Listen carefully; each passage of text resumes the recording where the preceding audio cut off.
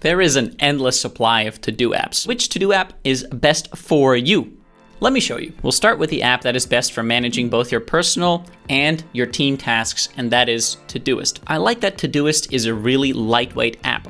It's easy to use, easy to learn, and is available on all platforms. It syncs with your Google Calendar, so you can get your to-dos to show up on your calendar if you want to, and from your calendar you can create to-dos that will show up in Todoist. It has enough organizational features with projects, nested projects, sections within projects. It allows you to view your tasks in different ways, like in a list form, in a board style, like a Kanban board, or even in a calendar view, which they're now adding to more and more views in Todoist. And I really love being able to map out my to-dos on a calendar view. In Todoist, you can slice and dice your to-dos with custom filters that you can now set up really easily with a built-in AI tool, so you don't need to write difficult queries anymore. That's super handy. It's also super easy to attach comments and files to tasks, and it's really easy to collaborate. And with the new addition of Todoist's Team Workspaces feature, you can now have your work tasks and your personal tasks all in Todoist, combined but separate. It's really great for planning your personal and your team tasks all at the same time. Todoist is also being developed really rapidly, and their communication on social media, just their communication with their customers, is so good. I love that. The main downside of Todoist is that there is no support for start dates. So you can attach a due date to a to-do, saying it's due tomorrow at 4 p.m., but you can't say, I plan to work on this today, even though it's not due today. That's something that I know they're working on for the future, and I'm really looking forward to seeing that. But in the meantime, you're going to have to do a little workaround. So who is Todoist great for? It's great for people who want to manage their personal and their work tasks all in the same place. Now, I like making this sort of video because in doing the research for it, I learn a lot about new apps. And I love learning. If I could just get paid to learn new stuff for the rest of my life, that would be awesome. For example, one of my casual interests is typography. I really like to make sure that all of my written materials look great and are easy to read. I found a great course on Skillshare called Typography That Works, and I've been really enjoying learning about all the different kinds of fonts, their histories, and what you can do with them. And speaking of Skillshare, they are the sponsor of this video. Skillshare is the biggest online learning community for creatives, with thousands of classes by industry professionals in industries such as music, photography, design, productivity, and more. Now is a great time to level up your career, your skills, or your side hustle by learning on Skillshare. If you're not sure where to start, Skillshare has learning paths that allow you to go from zero to mastering skills.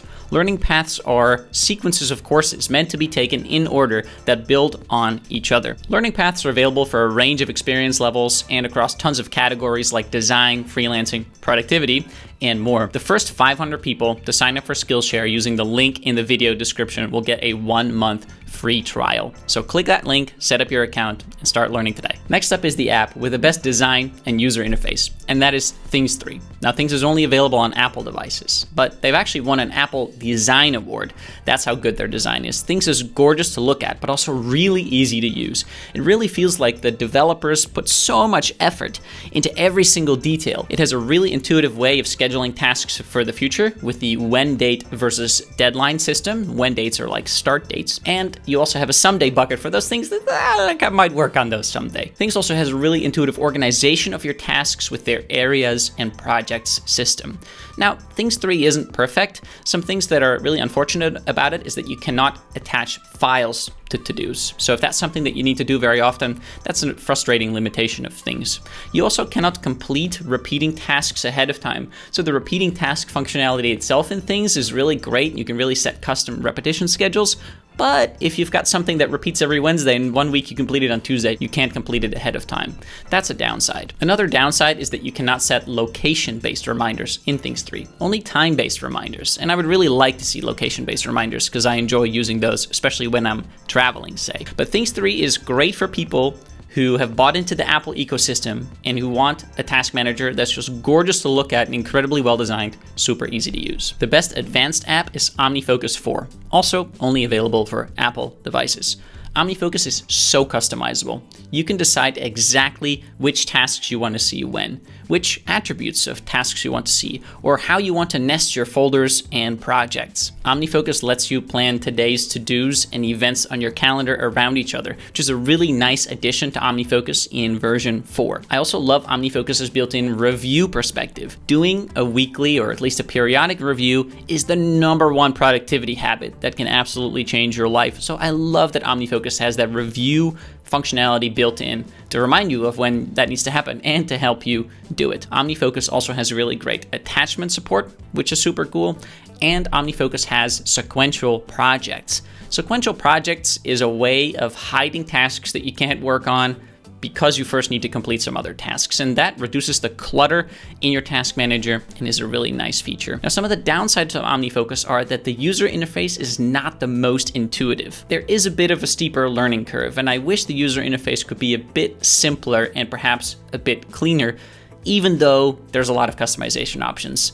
That's a difficult design challenge, but I'm sure the OmniFocus team can make that happen at some point. Two other downsides are that scheduling a task ahead of time in OmniFocus is not as intuitive as it is in other apps. And of course, OmniFocus is Apple only as well. There is a web version, but it's a limited web version. Better than nothing, but I wouldn't rely on the web version alone. OmniFocus is great for people embedded in the Apple ecosystem who really want to customize their task manager and track all their tasks in great detail, and also for people who really want to follow the GTD, getting things done system, quite closely. Next up is the best minimalist app, Tweak. Tweak looks like a paper planner. It actually even has a beautiful printable version for those of you who really like the convenience of a paper planner but want to use a digital version. Tweak is very minimalistic, which forces you to focus only on the most important tasks. Tweak supports notes and subtasks, but it's hard to spend an excessive amount of time organizing your to-dos when you're using Tweak. Tweak looks really clean and lets you plan your to-dos and calendar events around each other. One downside of using Tweak is because it is very minimalistic, it makes it hard to track tasks like buy pet food. Buying pet food is not the most impactful task of the week, but you do have to do it, and until you do it, it's kind of there in your mind distracting you. So Tweak is really meant for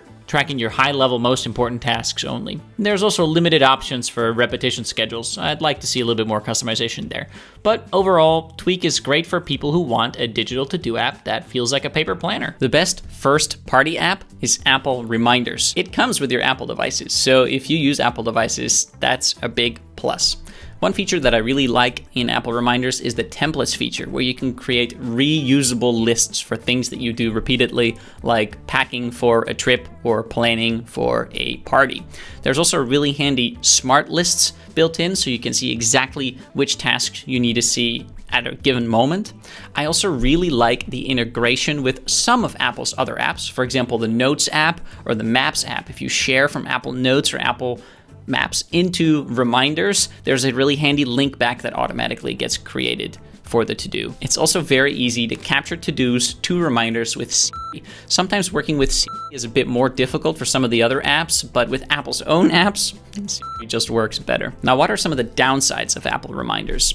The integration with some other Apple apps like Notes or Maps is good, but there is no integration with Apple's Calendar app. So you can't really use it for time blocking, for example, and that seems like an obvious thing to me that would be a great integration for Apple to build. Those smart lists in Apple Reminders are cool also, but you are limited in the amount of customization you can do when setting up a smart filter. So there's certain kinds of filters that you just, as of right now at least, cannot set up yet. I also find the Apple Reminders interface finicky sometimes. I'll click somewhere and do something that I didn't mean to do, or tap somewhere on my phone and it does something different than I expected, but you'll get used to that.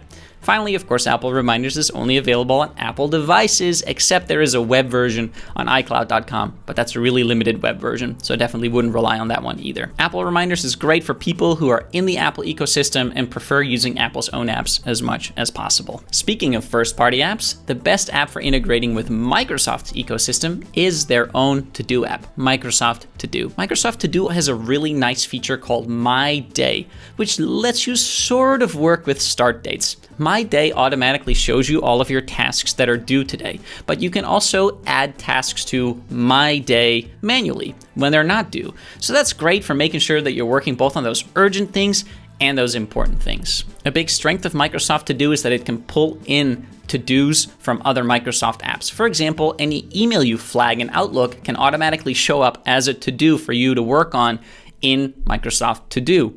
If you use Microsoft Planner with your team, tasks that are assigned to you in Planner will also show up in Microsoft To Do. And the To Do app itself will sometimes suggest tasks that you could work on based on what the Microsoft AI sees that you're doing in other Microsoft products. The To-Do app also has a pretty intuitive organization with groups and lists under groups that you can use to apply some more order to your to-dos. Now, what are some of the downsides of the Microsoft To-Do app? I've never been a fan of Microsoft's design. I find it not particularly pretty to look at, and sometimes it's also a bit confusing to use. It's not that bad, but for example, when I navigate to a specific list in Microsoft To-Do, it automatically highlights the field to add a new to-do. But most of the time when I'm looking at a list, I'm there to check something off, not to add something to it. So that's a strange design choice, but it's a minor point. The integration with Outlook is nice in the sense that flagged emails will show up as to-dos in Microsoft To-Do, but I wish that we could also use this integration for time blocking. So for example, I could say, you know what, I want to work on this task from 2 p.m. to 3 p.m. today, and then in my Outlook calendar, it would show up there. But that doesn't work that way for now. For repeating tasks, there are some repetition schedules, but it's not possible to customize them to the degree that I would like to be able to fully rely on Microsoft To-Do, and that's another downside as well. But overall, Microsoft To-Do is a great choice for people who are really embedded in the Microsoft ecosystem, probably especially at work, and who get a lot of their tasks, a lot of their to-dos from Microsoft Teams messages or from Outlook emails. Next up is the best app for lightweight task management if you're very embedded in the Google ecosystem, and that is Google Tasks. Now, I did have to go out of my way to create a very specific category here, but Google Tasks can be helpful if you really don't have very many needs in terms of organizing your to-dos, and most of your to-dos come from emails in Gmail. It's right there in Gmail. That's a big advantage of Google Tasks, but of course it also has an iPhone app, for example. It's easy to add tasks. If you star an email, that'll automatically become a task. It's just very easy to use, very lightweight. There's a little bit of organization, but some of the downsides are that there is not that much organization. You can just make lists that have tasks, that have subtasks, and that's it. For example, there's not even a today view. That's a big downside. You also cannot add attachments to tasks in Google Tasks, and I find that a real shame. But Google Tasks is great for you if you're looking for something super lightweight that's right there inside Gmail, and if a lot of your tasks come from emails in Gmail. Now we've got the best all-in-one solution, and that is Notion. Notion can do it all. It's not just for your to-dos, but it's also for tracking projects, documents, notes, databases, all kinds of information, and it's great at doing that together with other people. Notion is super customizable. You can really build whatever you want in Notion, whether it's a task tracker or a content planner or a recipe storage environment. You can do it all in Notion. Notion is extremely flexible. It's also just super convenient to work together with other people in Notion. It's available on all platforms. I can create a page and write something, and I can comment on it. Other people can comment on it. I can resolve their comments, and just really designed for collaborating with people. Some of the downsides of using Notion as your task manager is that you do need to set it up. There's some built-in Notion templates for tracking your tasks, but they tend to be a bit limited. And you essentially have to build your own task manager. So relative to a dedicated task management system, Notion is not incredibly convenient to use. For example, there's no quick entry feature. Other apps like a Things 3, like an OmniFocus, Todoist, dedicated to-do apps will have a feature where if you're on your computer, you can just pull up a screen. Even if you're not looking at that app, you can pull up a screen to quickly capture a task, and that's just not something you can do in Notion yet. That said, Notion is developing so fast, constantly building more and more features. They've really impressed me lately. I'm sure it'll only get better over time, but I would say that Notion is great for you if you're part of a team and you want to have everything, your team's to-dos, projects, notes, documents, and so on, all inside one platform. How about the best detailed collaborative task manager? That is ClickUp. ClickUp can do a lot. It can do documents, it can do notes, it even has a really cool goal feature. ClickUp really excels at collaborative task management with other people. It has lots of amazing features like task dependencies, blocking. So you can set it up in such a way that you can say, I need to do this task, and until I complete that, you are blocked from working on that other task. So it's really handy to see which of your team members are preventing progress on a joint project. ClickUp has excellent automation support, both for internal automations and for making things happen in external apps when something happens in ClickUp. It's also available on all